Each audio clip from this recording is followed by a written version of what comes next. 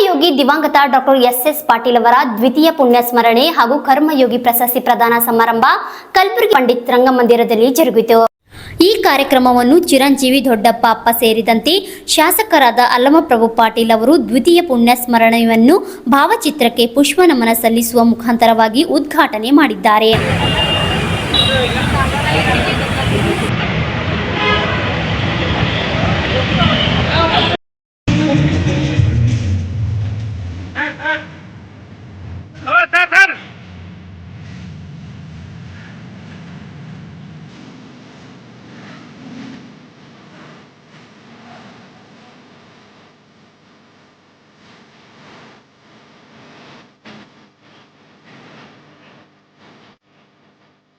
ಈ ಸಂದರ್ಭದಲ್ಲಿ ಕಾರ್ಯಕ್ರಮಕ್ಕೆ ಆಗಮಿಸಿದ ಅನೇಕ ಅತಿಥಿಗಳಿಗೆ ಮತ್ತು ಇತರರಿಗೆ ಸನ್ಮಾನಿಸಿ ಗೌರವಿಸಲಾಯಿತು.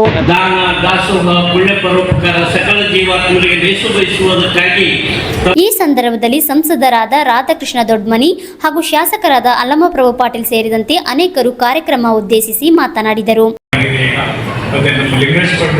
ಬಹಳ ಕಾರ್ಯಕ್ರಮ ಹಮ್ಮಿಕೊಂಡಿದ್ದಾರೆ ಅವರು ಲಿಂಗರಾಜ್ ಪಾಟೀಲ್ ಮೆಮೊರಿಯಲ್ಲಿ. ಅವೆಲ್ಲ ಯಶಸ್ವಿಗೊಳಿಸಬೇಕು ಮತ್ತು ಎಲ್ಲ ಒಳ್ಳೆಯದಾಗಲಿ ಅಂತ ಅವರಿಗೆ ಶುಭ ಹಾರೈಸುತ್ತೇನೆ ಈ ಸಂದರ್ಭದಲ್ಲಿ. ಭಾಳ ಯಶಸ್ವಿ ಪಾಟೀಲ್ ಬಗ್ಗೆ ಹೇಳೋದು ಭಾಳ ಇದೆ. ನಾವು ಚಿಕ್ಕವರಿಗೆ ನೋಡಿದ್ದೀವಿ ಅವರಿಗೆ, ನಾವು ಅವ್ರ ಬಗ್ಗೆ ಮಾತಾಡೋಕೆ ನಮ್ಗೆ ಅಷ್ಟು ಇದು ಇಲ್ಲ. ನಾವು ಭಾಳ ಸಣ್ಣದಾಗ್ತೀವಿ ಅವ್ರ ಬಗ್ಗೆ ಮಾತಾಡೋದಿದ್ರೆ. But this contribution is more to development of Gulbarga economy and in the development of industry in Karnataka and particularly Gulbarga ಅಂತ ಹೇಳ್ಬೋದು.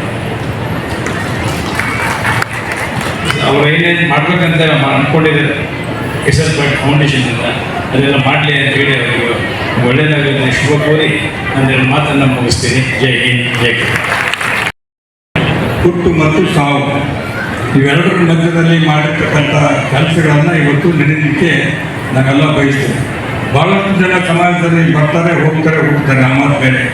ಆದರೆ ಎಸ್ ಪಾಟೀಲ್ ಕೂಡ ಒಬ್ಬ ಸಾಮಾನ್ಯ ಮನುಷ್ಯನಾಗಿ ಹುಟ್ಟಿ ಇವತ್ತು ಈ ಕಲಬುರಗಿಯಲ್ಲಿ ಒಬ್ಬ ವ್ಯಕ್ತಿಯಾಗಿ ಇಡೀ ದೇಶದನ್ನ ಕಲಬುರಗಿಗೆ ಒಂದು ಶಕ್ತಿಯಾಗಿ ಬೆಳೆದಿರ್ತಕ್ಕಂಥದ್ದು ನಮಗೆಲ್ಲರಿಗೂ ಕೂಡ ಇವತ್ತು ಭಾಳ ಹೆಮ್ಮೆಯ ವಿಷಯ.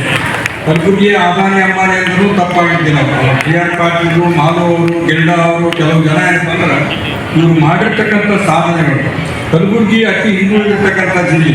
ನಮ್ಮ ದೊಡ್ಡ ಸಿಂಗ್ ಸಾಹೇಬ್ ಹೇಳ್ತಾರೆ, ಎಸ್ ಪಾಟೀಲ್ರು ಅವರು ಮತ್ತು ಶರಣಬಸಪ್ಪ ಅವರು ನಾವೆಲ್ಲ ಒಂದೇ ಕಡೆ ಕಲ್ತ್ಕೊಂತೀವಿ, ಸೈಕಲ್ ಮ್ಯಾಗ ಬರ್ತಿದ್ರು ಅವಾಗ ಅಂತ ಹೇಳಿ.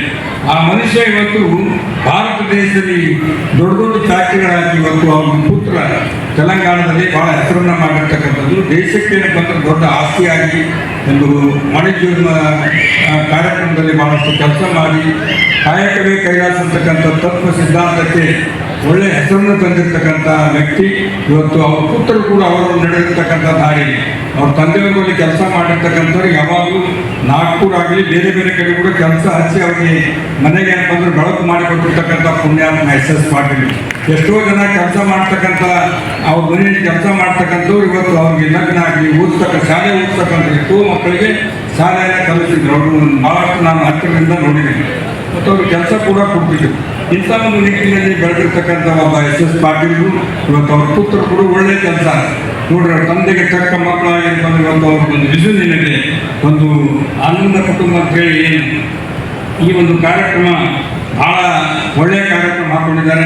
ಈ ಭಾಗದ ಜನರಿಗೆ ಅತಿ ಅವಶ್ಯಕವಾಗಿ ಬೇಕಾಗಿರ್ತಕ್ಕಂಥ ಕೆಲಸ, ಅವರನ್ನು ಹೆಸರನ್ನು ಉಳಿಸ್ತಕ್ಕಂಥ ರೀತಿಯಲ್ಲಿ ಅವರು ಕೂಡ ಒಂದು ಹೆಜ್ಜೆ ಮುಂದೆ ಇಟ್ಟು ಈ ಒಂದು ಕಾರ್ಯಕ್ರಮ ಹಾಕೊಂಡಿದ್ದಾರೆ. ಶ್ರೀನಿವಾಸ ಅಡಿಗೆ ಹೊಲದಲ್ಲಿ ನಾವೆಲ್ಲರೂ ಕೂಡ ಅದಕ್ಕೆ ಎಲ್ಲರೂ ಬೆಂಬಲರಾಗಿ ತಮಗೆ ಯಾವ ರೀತಿ ಕೆಲಸ ನಾವು ಕೂಡ ತಮ್ಮ ಜೊತೆಗೆ ಕೈ ಜೋಡಿಸ್ತೀವಿ ಅಂತಕ್ಕಂಥ ಮಾತನ್ನು ಹೇಳಿ, ಎಸ್ ಪಾಟೀಲ್ರು ಭಾಳಷ್ಟು ಕುಟುಂಬಗಳಿಗೆ ದೀಪ ಬೆಳೆಸ್ತಕ್ಕಂಥ ವ್ಯಕ್ತಿ. ಅವರ ಮನಸ್ಸಿಗೆ ಅವರ ಆತ್ಮಕ್ಕೆ ಶಾಂತಿ ಸಿಗಲಿ ಅಂತ ಹೇಳಿ ಈ ಸಂದರ್ಭದಲ್ಲಿ ಮಾತನಾಡಿ ನನಗೆ ಕೂಡ ಕರೆಸಿ ಮಾತನಾಡಲಿಕ್ಕೆ ಅವಕಾಶ ಮಾಡಿಕೊಂಡಿದ್ದಕ್ಕಾಗಿ ತಮ್ಮೆಲ್ಲರಿಗೂ ಬಂದು ನಾನು ಮಾತು ಮುಗಿಸ್ತೇನೆ. ಜೈ ಜೈ ಕರ್ನಾಟಕ. ಗಣ್ಯರಿಗೂ ತಮ್ಮೆಲ್ಲರಿಗೂ ಸರ್ವರಿಗೂ ಶರಣಾರ್ಥಿ. ಬಂಧುಗಳೇ, ಇವತ್ತ ಎಸ್ ಪಾಟೀಲರ ಒಂದು ಕರ್ಮಯೋಗಿ ಪ್ರಶಸ್ತಿಯನ್ನು ನೀಡಿದ್ದಾರೆ. ನಮ್ಮ ಸೇವೆ ಸುಮ್ಮನೆ ಅಲ್ಪವಾದ ಸೇವೆ.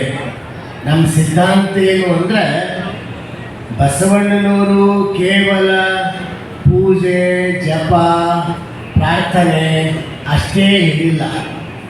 ಬಸವಣ್ಣನವರು ಏನು ಹೇಳಿದರು ಅಂದರೆ, ಪೂಜೆ ಜಪದ ಜೊತೆ ಸ್ವಲ್ಪ ಲಿಂಗ ಪೂಜೆ ಜೊತೆ ಜಂಗಮ ಸೇವೆ ಅಂದರೆ ಸಮಾಜ ಸೇವೆನೂ ಮಾಡಿದ್ರೆ ಅದು ನಿಜವಾದ ದೇವರು ತೃಪ್ತಿ ಆಗ್ತಾನ ಅನ್ನೋ ಮಾತನ್ನ ಬಸವಣ್ಣನು ಹೇಳಿದ್ರು.